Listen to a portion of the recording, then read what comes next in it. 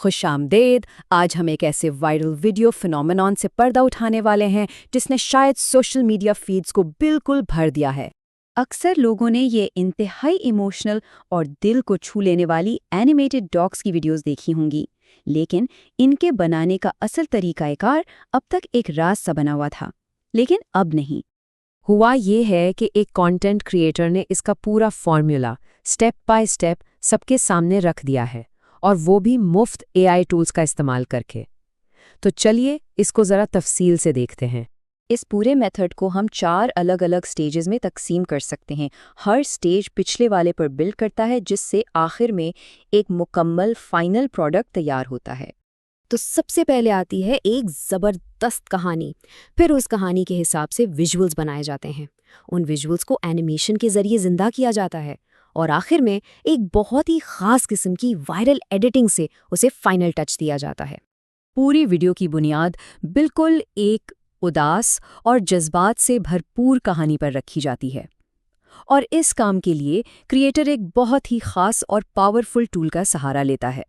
ये प्रोसेस शुरू होता है चैट GPT से, लेकिन इसे सिर्फ आइडियाज़ के लिए नहीं, बल्कि वीडियो की पूरी कहानी, वो अल्फाज जो वीडियो की रीढ़ की हड्डी बनेंगे, वो लिखवाने के लिए इस्तेमाल किया जाता है।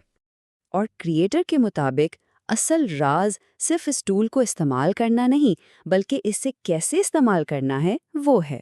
उनका दावा है कि उनके पास एक यूनिक प्रॉम्प्ट है जो चैट GPT से बिल्कुल परफेक्ट उदास और एंगेजिंग कहानी लिखवाने की चाबी है।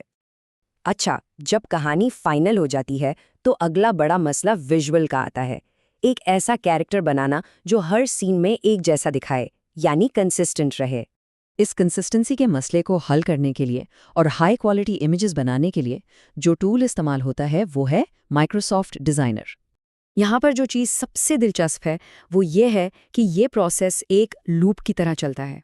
क्रिएटर वापस उसी AI के पास जाता है जिसने कहानी लिखी थी, और उससे हर सीन के लिए विजुअल्स डिस्क्राइब करने को कहता है, बिल्कुल डिटेल में, कि कैरेक्टर का पोज कैसा होगा, बैकग्राउंड कैसा होगा, ताकि इमेज जनरेशन बेहतर हो सके। एक कामयाब प्रॉम्प्ट इंतहाई तफसीली होता है। उसमें सिर्फ कैरेक्टर की शक्लो सूरत और एक्शन नहीं बताया जाता, बल्कि लोकेशन और सबसे अहम कैमरा एंगल भी स्पेसिफाई किया जाता है, जैसे डॉग को आई कांटेक्ट बनाते हुए दिखाना, ताकि एक इमोशनल कनेक्शन कायम हो। ठीक है, अब आते हैं इस प्रोसेस के शायद सबसे जादुई हिस्से की तरफ, इन साकिन यानी स्टिल इमेजेस को चलती फिरती सांस लेती वीडियो क्लिप्स में तब्दील करना। क्लिंग AI वो इंजन है जो सारा भारी काम करता है। ये स्टिल फोटोज को एनिमेट करता है, और क्रिएटर के पास बेहतरीन रिजल्ट्स हासिल करने का एक बहुत ही खास वर्कफ्लो है।